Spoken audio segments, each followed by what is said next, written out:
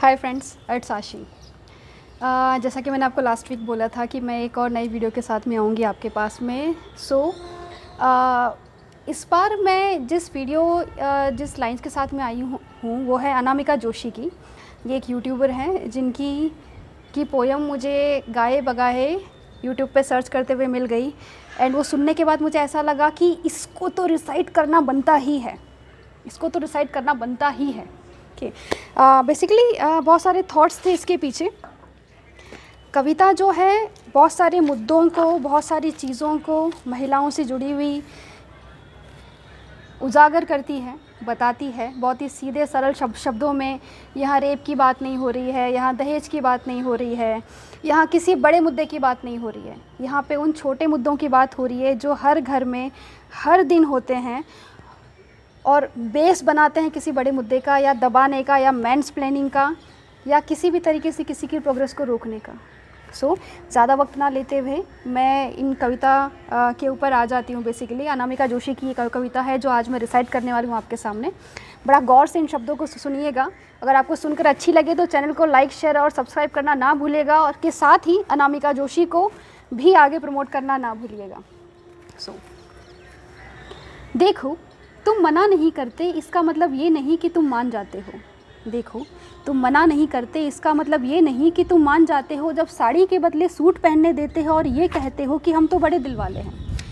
जब साड़ी के बदले सूट पहनने देते हो और ये कहते हो कि हम तो बड़े दिल वाले हैं। घूंघट नहीं निकालोगी तो भी चलेगा, घूंघट नहीं निकालोगी तो भी चलेगा। बस मांग भर लेना, हाथ में एक एक चूड़ियाँ पहन लेना, उससे तुम्हारा क्या बिगड़ जाएगा। अगर बड़ों की चार बात मान लोगी तो क्या पहाड़ टूट जाएगा। और फिर तुम अपना प्यार कुछ ऐसे जताते हो कि मुझे मेरे ही अधिकारों का दायरा समझाते हो। और फिर तुम अपना प्यार कुछ ऐसे जताते हो कि मुझे मेरे ही अधिकारों का दायरा समझाते हो। तुम मुझे बाहर जाने देते हो, मुझे नौकरी करने देते हो, डिनर टेबल पर बोलने का हक भी देते हो। तुम मुझे बाहर जाने देते हो, नौकरी करने देते हो, डिनर टेबल पर बोलने का हक भी देते हो, मुझे मेरा नाम बनाने देते हो और कभी कभी देर से उठने भी देते हो। और बस देते ही चले जाते हो। चूँकि साथ ज़िंदगी भर का है तो मैं भी एडजस्ट होती हूँ और एडजस्ट होती ही चली जाती हूँ।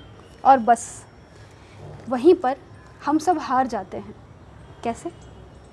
और बस वहीं पर हम सब हार जाते हैं, क्योंकि कौन पूछे तुमसे कि देने वाले आखिर तुम होते कौन हो। कौन हो तुम जिसकी इजाज़त मुझे बाय डिफ़ॉल्ट चाहिए। कौन हो जो खुद को ये अधिकार दे बैठा है कि जो मैं दे रहा हूँ वही बस तुम्हारा है। तो जो मैं हूँ, थी और मैं हो सकती हूँ, उसके पन्ने तो फाड़ कर फेंक ही देने चाहिए। जो मैं हूँ, मैं थी और हो सकती थी, उसके पन्ने तो फाड़ कर फेंक ही देने चाहिए। क्योंकि जब मैं पलट कर देखूँगी तो मैं वो होंगी नहीं जो मैं हो सकती थी, मैं तो वो होंगी जो तुमने मुझे बनने दिया। जब मैं पलट कर देखूँगी मैं वो होंगी नहीं जो मैं होना चाहती थी, मैं वो होंगी जो तुमने मुझे बनने दिया। मैं जिसे साड़ी नहीं स्कर्ट पसंद है, मैं जिसे सूट नहीं स्कर्ट पसंद है, जो चूड़ी को जंजीर मारती है, जो रस्मों को नकारती है, जिसको आरती गाने की आदत नहीं पर सम्मान का अर्थ जानती है। मैं जिसको सूट नहीं स्कर्ट पसंद है, जो रस्मों को नकारती है, जो आरती गाने की जिसको आदत नहीं पर सम्मान करना जानती है, उसको तुम दुनिया के हिसाब किताब का पाठ पढ़ाओगे। रोज़ 2 कॉलम में दे सकने वाले और ना दे सकने वाले अधिकार मुझे समझाओगे, और तुम बन जाओगे बड़े दिल वाले। क्योंकि तुमने मुझे वो दिया है जो बड़े नसीब वालों को मिलता है। ये आगे की जो लाइन है वो इस बात से प्रेरित है क्योंकि मैंने अक्सर सुना है उन महिलाओं के लिए, उन महिलाओं से और उनके लिए, कि अगर आपको नौकरी करने का मौका मिल रहा है शादी के बाद तो यू आर वेरी लकी कि तुम्हें तुम्हारे ससुराल वाले या तुम्हारा पति तुम्हें शादी करने का मौका दे रहा है। यू आर सो लकी कि तुम आगे पढ़ने का, शादी के बाद भी तुम्हें आगे पढ़ने का मौका मिल रहा है। तुमने बहुत अच्छे कर्म किए होंगे कि तुम अपनी मर्ज़ी में जो भी तुम अपने करियर के लिए, अपने भविष्य के लिए तुमने सोच के रखा था वो तुम कर पा रही हो। ये आगे की लाइनें उस चीज़ से प्रेरित हैं, क्योंकि तुमने मुझे वो दिया जो बहुत बड़े नसीब वालों को मिलता है। जैसे कि तुम जो हफ्ते में 1 बार नाश्ता बनाकर इतराते हो, मेरे घर वालों को 10 बार फ़ोन करके जताते हो, और अगर किसी दिन कर लेते हो घर की सफाई तो मान ही लेते हो कि बेस्ट हस्बैंड या बॉयफ्रेंड की ट्रॉफी तो तुम्हें ही मिल जानी चाहिए। मान लेते हो कि बेस्ट हस्बैंड या बॉयफ्रेंड की ट्रॉफी तो तुम्हें ही मिल जानी है, लेकिन तुम तो वो अवतार हो जो 16 सोमवार के बाद भी कोई पा नहीं सकता।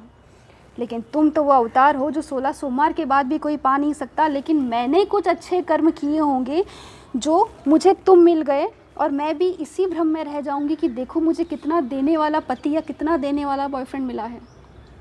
मैं भी इसी भ्रम में रह जाऊंगी कि देखो मुझे कितना देने वाला पति या कितना देने वाला बॉयफ्रेंड मिला है।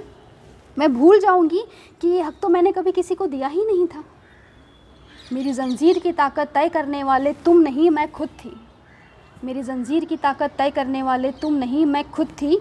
मेरे चारों ओर कोई लकीर थी ही नहीं जो तुम बनाने चले हो। मेरे पंखों का साइज़ और ऑल्टीट्यूड तुम्हारे दायरे में नहीं आता। मेरे पंखों का साइज़ और ऑल्टीट्यूड तुम्हारे दायरे में नहीं आता, ठीक वैसे ही जैसा तुम्हारा मेरे दायरे में नहीं आता। आता है तो एक दूसरे का साथ, और अगर साथ कंडीशन अप्लाई के साथ में आता है तो वो साथ नहीं, वो हिसाब किताब है।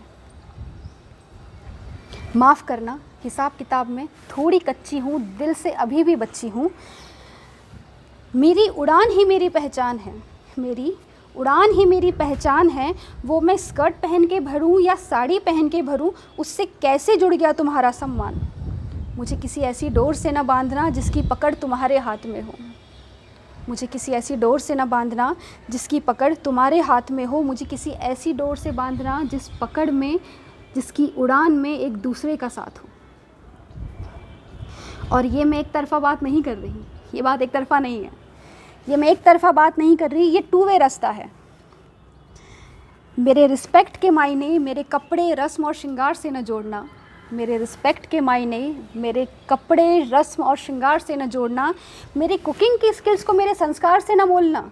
ये मेरे शौक़ भी हो सकते हैं, इनको टॉपिक मत बनाना, है ना। ये मेरे शौक़ भी हो सकते हैं, इनको टॉपिक मत बनाना। बाकी मैं संभाल लूँगी, तुम ज़्यादा मत घबराना।